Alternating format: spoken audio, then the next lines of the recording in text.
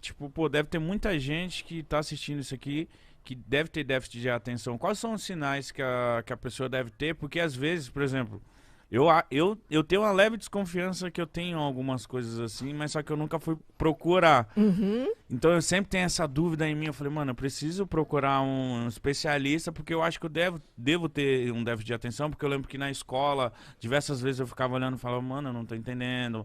Isso eu não. Enfim, eu queria, mas não conseguia. Não Às vezes. absorvi, né? Não absorvia. E o que é os sinais de um déficit de atenção? Vamos lá.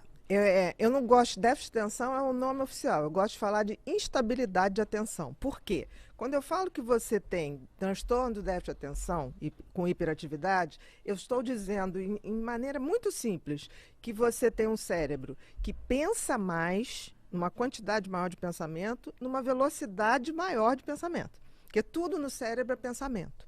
Então, é como se eu dissesse, olha, você tem um cérebro que é 6% da população, que vai a 300 km por hora, quando a média dos outros 94 vai a 200. Ah, é? É isso. Aí você fica assim, não, mas eu não pego nada, ou então eu não tenho memória. Não, você não consegue se atentar àquilo. Vamos supor, você está assistindo a aula. Milhões de outros pensamentos estão tomando a tua cabeça. Isso Então, aí. quando você vai ver, eu me lembro, eu pequena, eu tinha vergonha de levantar o dedo e perguntar. Porque eu já tinha perdido uma parte tão grande que o meu caderno era cheio de buraco. A minha vida foi assim na escola. Né? Aí, quando eu entrei na faculdade, eu comecei a dar uns truques, assim, né? Tipo assim, eu falava assim, eu perdia, né? Tava perdendo de escrever, aí eu levantava o dedo e falava, professor, por favor, repete, não entendi esse finalzinho. Não era o finalzinho, eu queria que ele repetisse tudo. Aí ele explicava o final assim, não, então um pouquinho antes. Aí chegava uma hora que falava, no final da aula você vem aqui falar comigo. Eu tenho uma entendeu? facilidade desde pequeno que minha mãe, ela não gostava, né? Porque minha mãe é das antigas também e pra ela o sinônimo de eu estar estudando era o caderno cheio. Isso. Caderno cheio de matéria e às vezes ela pegava o meu caderno, tá vazio o caderno, mas as suas notas são boas. E eu tentava explicar pra ela que às vezes só deu o lance de eu ligar um ponto no outro, tipo, de eu ler o comecinho, ler o meio e ler o final, eu entendi tudo. E hoje isso me facilita pra fazer... Facilita. O Igão é bom. Pra fazer os speeches, os briefings e tal, eu falo, não, eu ligo nisso, eu deixo do meu jeito e explico. Eu falo, caramba, isso me facilitava. E eu falei, e eu não tô fazendo errado. Eu só me adaptei pra aprender. Provavelmente teu cérebro fez uma coisa que é tipo assim, visão do todo. Você pega pequenas informações, joga e o teu cérebro conecta. Eu consigo linkar muito fácil. Entendeu? Igor, Ele também. Mano, eu pra briefing sou difícil. Mas você é difícil de falar porque você é disléxico. É. Eu fico, por exemplo, quando vem uma ação, eu fico muito nervoso pra falar as coisas certas e eu acabo falando errado. É engraçado isso. Mas esse errado tá dentro do contexto. Tentando falar. Tô tentando. Às vezes não sai. Às vezes sai, às vezes eu falo a palavra errada. É porque ele fica com vergonha. Eu falo, mano, não precisa ter vergonha. Vai, vambora. Mas não tem medo de Nossa, errar. mas no começo do Podpah, eu falava muita palavra errada. Porque eu tava nervoso, convidado, eu queria fazer umas perguntas boas.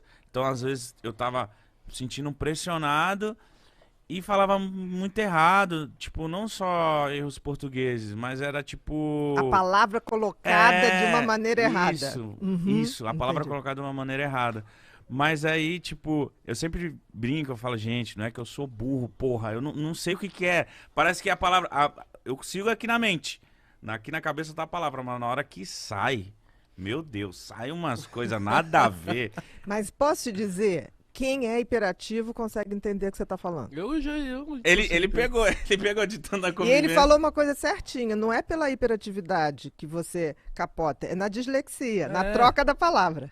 É, porque saber o que eu quero dizer, às vezes ele sabe, mas... Mas ele sabe direitinho. Já tá convivendo, Saber né? o que você está querendo dizer Tamo e todo dia, transformar. na hora que ele fala, eu falo, Uhum. beleza. Eu sei, menino. Entendi, meu filho, entendi. Tá com teu pai, tá tudo certo. E aí você se formou em medicina, Uhum. e aí depois você foi se especializando? Depois eu me especializei em psiquiatria. Que aqui no Brasil, era muito doido, psiquiatria aqui no Brasil, na época, era sinônimo de ser psicanalista. Né? Que é aquela coisa que tudo é causado pela infância, que teu pai, tua mãe, tá. Aí eu fui fazer a tal prova de psicanálise e fui reprovada. Porque cheguei lá, na sociedade, perguntaram qual é a sua tendência sexual? Eu falei, olha, não sei, ainda assim não estou sabendo direito não, mas o que isso tem a ver com a prova de hoje? Não, eu quero saber do seu passado, da sua mãe. Eu falei, não vou ficar falando da minha mãe, nem do meu pai, a intimidade é deles, eles não estão aqui para responder. No dia da prova deles, você sabe.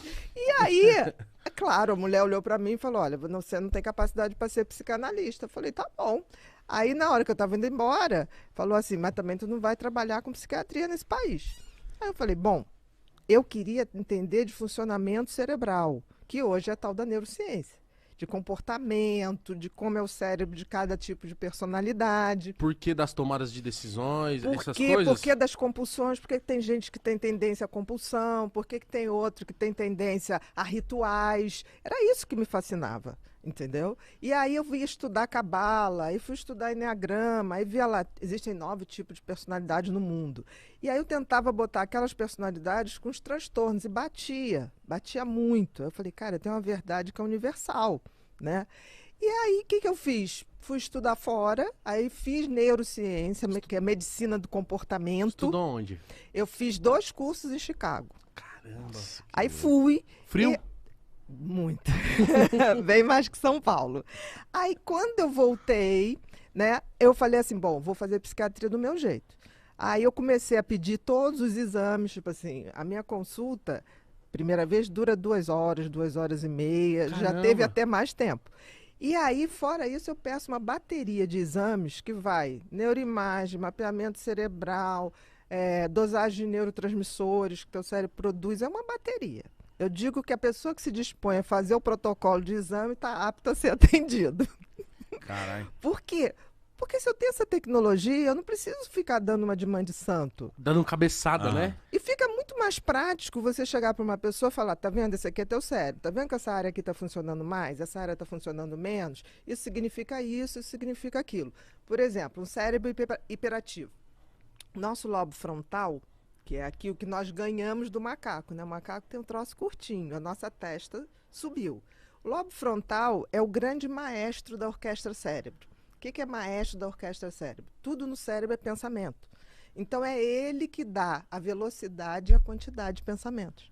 Então, quando você não consegue prestar atenção numa coisa, é porque teu lobo frontal não está conseguindo filtrar o excesso de pensamento e falar assim, presta atenção aqui. Não, ele fica... É como se ele viesse sem freio. É como se fosse um freio que veio com a pastilha gasta. Sim. É isso. Mas em compensação também, quando, por exemplo, quando é algo que eu tô com vontade de aprender, esquece. Você mergulha. Eu mergulho e aprendo uma parada e eu falo, é isso pra minha vida. Tem coisas, tem filosofias que desde pequeno que eu aprendi e quis seguir, que eu sigo à risca até hoje e que fez eu chegar até aqui, entendeu? Então... Mas por quê? O que faz o lobo frontal funcionar? Uma substância chamada dopamina. Então, quem tem hiperatividade mental produz menos dopamina de nascença. Então, esse freio está sem freio. Quando você se depara com alguma coisa que te dá tesão, prazer libera dopamina. Então, na hora que você pega uma coisa que você gosta, ali, querido, você tem um hiperfoco. Que é o contrário, porque todo mundo diz assim, hiperativo não presta, TDAH não presta atenção em nada. Mentira. No que ele gosta, ele é capaz de ficar 8 horas, 12 horas e não ver o tempo passar. E para as outras pessoas é mó chato, mas para mim aquilo ali tá sendo mó da hora. Se aquilo ali, porque é aquilo que vai te dar dopamina. O que dá dopamina na vida? Ou isso, tesão por alguma coisa,